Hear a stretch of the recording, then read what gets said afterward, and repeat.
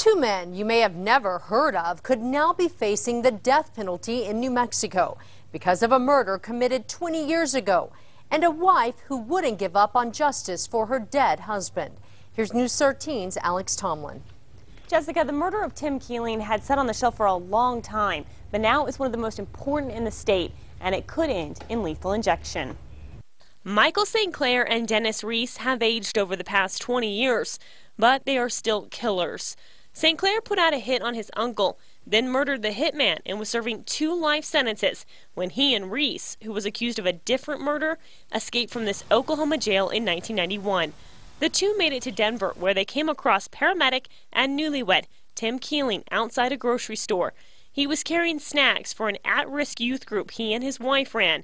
The men offered to buy his pickup. Tim had tried to, just shuffle aside and say, no, I don't have time right now. And when they showed him the cash, and said, we're really interested in purchasing it right now. Well, of course, Tim was like, well, wow, if you're really that interested. St. Clair and Reese kidnapped, handcuffed, and took off with the 21-year-old.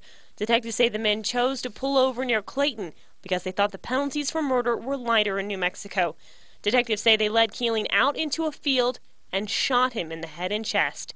Keeling suffered for hours, crawling through the grass trying to get help. He collapsed just 20 feet from the highway. His wife didn't know that until recently. I needed those facts. It wasn't that it made it more difficult. I needed the truth. St. Clair and Reese went on a crime spree to Kentucky, which ended in another random murder. They were caught after lighting Keeling's truck on fire while trying to cover their tracks.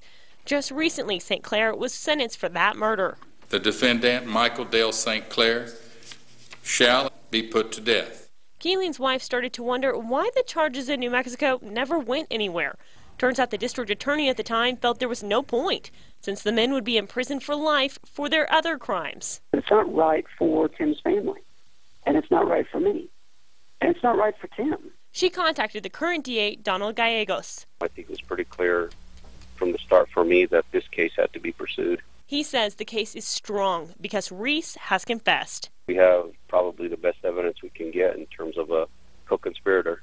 Keeling's widow is ready to see it through. I would not have a problem at all with the death penalty. St. Clair is fighting extradition to New Mexico, but the DA hopes to have both men back here and tried in the next 2 years. He says he'll decide if he's going to go for the death penalty when the trials get closer. Jessica? Okay, Alex, the 2 men are eligible for the death penalty here because they're accused of murdering a witness to their crimes, Keeling.